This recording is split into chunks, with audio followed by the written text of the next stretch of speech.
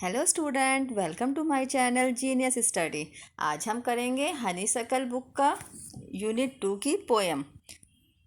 Okay, आज हमारा topic है यूनिट 2 पोएम द काइट। चलिए लेट्स स्टार्ट इट। अब हम इसे स्टार्ट करते हैं। Okay, the kite. आपने कभी काइट उड़ाई है?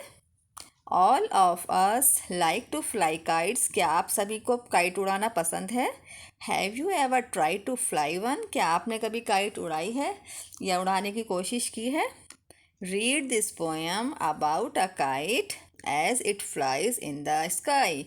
इस पोएम को हमें रीड करना है जो एक काइट के बारे में है जो स्काई में, आसमान में उड़ती है।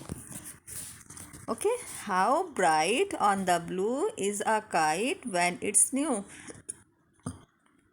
How bright on the blue is a kite when it's new. जब एक काइट नई होती है तो कितनी ब्राइट एंड ब्यूटीफुल लगती है। तो यहाँ उसी के बारे में बताया गया है कि जब वो एक नई काइट जो डिफरेंट डिफरेंट कलर्स की होती हैं, जैसे रेड है, येलो है, ग्रीन है, लेकिन जब वो ब्लू कलर के स्काई पे जब वो ऊपर जाती है तो वो कितनी ब्यूटीफुल लगती है। Okay, with a dive and a dip its snap its tail. वो कभी डाइव मतलब होता है जैसे कि छलांग जैसे हम डाइव डाइव लगाते हैं पानी में, उस तरह से उस शेप में, एंड अ डिप नीचे जाती हैं। तो यहाँ उसी से इसे कंपेयर किया गया है। जैसे ही वो ऊपर जाती है फिर कभी नीचे आती है, कभी इधर जाती है। Its snap its tail. उसकी टेल जो होती है, पीछे के जो इसका हिस्सा होता है, पूंछ, तो वो कभी स्नैप करती है, मतलब हिलती है, कभी इधर जा रही है, कभी इधर जा रही है। तो यहाँ उससे कंपेयर किया गया है। जैसे हम पानी में जैसे कोई डाइव लगाता है तो आगे मूव करता है, कभी पीछे, तो इस तरह से उसे कंपेयर करके बताया गया है कि जैसे ही वो स्काई में जाती है तो कभी इस साइड जा रही है, कभी इस साइड जा रही है, उसके फर फर फर की आवाज़ आती है उसके उड़ने की। Then soar like a ship with only a sail. Then soar, वो ऐसे शोर करती है लाइक अ शिप, जैसे पानी में शिप तैरता है ना, वेव्स के ऊपर, लहरों के ऊपर, इस तरह से उसे कंपेयर किया गया है। यहाँ पे काइट को कंपेयर करा है उन्होंने शिप के साथ। शिप मतलब एक पानी में चलने वाले जहाज। विद ओनली अ सेल, जैसे वो सेल करता है पानी में, ईजिली आराम से तैरता हुआ आगे बढ़ता है, इसी तरह से काइट जो है हवाओं में इस तरह से सेल कर रही है, आगे बढ़ती चली जा रही है, कभी पीछे की तरफ आ रही है। As over tide of wind its tide. जैसे जैसे हवा तेज होती चली जाती है वो और ऊंची ऊंची उड़ती चली जाती है। Okay, climbs to the crest of a gust and pulls. Crest मतलब होता है the top of the mountain, तो वो कभी उड़ उड़ के माउंटेन के टॉप तक पहुंच जाती है। ऑफ अ गस्ट, कभी इस साइड जा रही है, कभी उस साइड जा रही है। Then seems to rest as wind fall, लेकिन जैसे ही हवा बंद हो जाती है फिर वो एकदम से नीचे आने लगती है। मतलब जो उड़ने की जो उसका वो ब्यूटी होती है काइट की, वो जब तक ही रह पाती है जब तक कि वाइंड जो है, हवा जो है, बहुत तेज़ी के साथ चल रही होती है। लेकिन जैसे ही हवा बंद होने लगती है, हल्की हो जाती है, तो वो काइट जो है वो भी, उसकी स्पीड भी कम हो जाती है और वो ऐसे हो जाती है जैसे वो नीचे गिरने वाली हैं। When string go slack you wind it back. लेकिन हम जैसे स्ट्रिंग मतलब होता है जैसे हम उसका धागा, जो उसकी डोर होती है, उसे खींचना शुरू कर देते हैं कि मतलब कि ये वापस खींच लें इसे, इसको वापस उड़ाने की कोशिश में उसे खींचा जाता है। ओके, तो लेकिन जैसे ही वाइंड दोबारा से आने लगती है, तो हवा तेज़ होने लगती है, वो दोबारा से फिर वही स्पीड पकड़ लेती है। And run until a new breeze blow. जैसे ही नई हवा फ्रेश दोबारा से चलने लगती है, उसकी स्पीड वही आ जाती है काइट की जो पहले थी, लेकिन हवा के बंद होने पर वो काइट दोबारा से नीचे आने लगती है। जैसे ही वो लूज़ हो जाता है उसका, उसकी string. And its wings fill and up it goes. एंड जैसे ही उसके विंग्स, विंग्स मतलब पर होते हैं, तो लेकिन यहाँ काइट के पर तो नहीं, लेकिन वो उड़ती ऐसे ही है जैसे उसके पर हों। तो जैसे ही उसके पर, वो अपने परों से दोबारा से उसी उससे हाइट पर उड़ना शुरू कर देती है हवा के साथ। How bright on the blue is a kite when it's new. जब एक नई काइट को हम उड़ाते हैं वो बहुत ज़्यादा ब्राइट, बहुत खूबसूरत लगती है, और जब वो ब्लू कलर के स्काई में जाती है।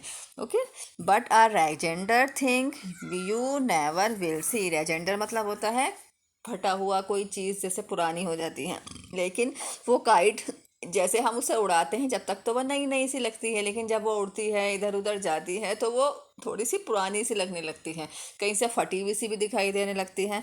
तो वो जो है उड़ते उड़ते कहीं किसी चीज़ में फंस भी जाती है। When it's flap on a string in the top of a tree, तो या तो कहीं किसी ट्री के टॉप पर जाके अटक जाती है या कहीं भी किसी भी चीज़ के साथ वो अटक जाती है, तो हम उसे फिर वापस नहीं देख पाते हैं। तो हमें अपना फिर जो स्ट्रिंग होती है, जो उसकी डोर होती है, हम उसे खींचने की कोशिश करते हैं तो वो वहीं फट जाती है, उसकी डोर टूट जाती है और वो वहीं अटक जाती है। तो हम यू नेवर विल सी, हम उसे दोबारा नहीं देख पाते हैं। इसमें पोइट ने क्या बताया है, इस पोएम में पोइट ने बताया है ब्यूटी ऑफ द फ्लाइट, की उड़ान कितनी खूबसूरत होती है। यहाँ सिर्फ एक काइट के बारे में बताया गया है कि काइट किस तरह से उड़ान भरती है और कितनी खूबसूरत लगती है।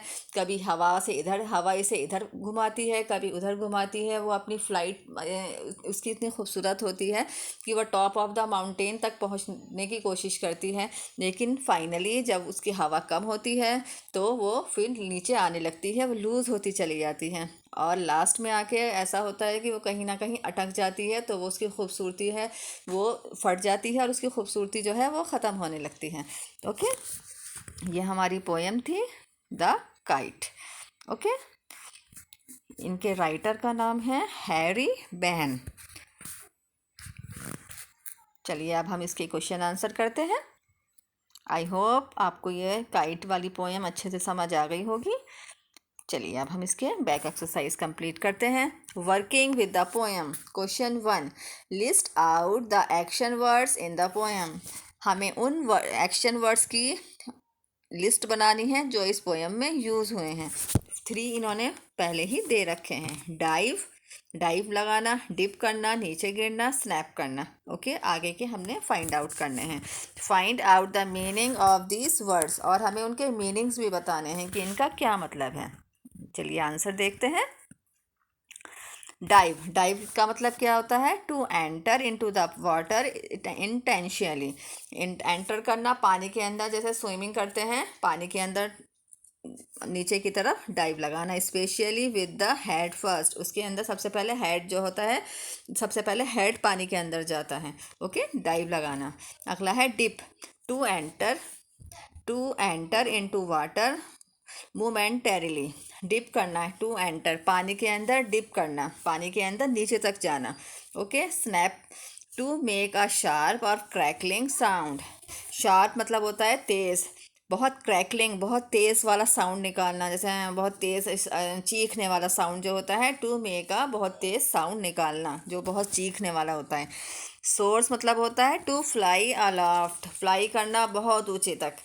राइड्स मतलब क्या होता है, to sit and travel on the back of an animal, बैठना और ट्रैवल करना ऑन द बैक, एनिमल्स की बैक पे बैठ के, जैसे हम हॉर्स राइडिंग करते हैं एनिमल्स।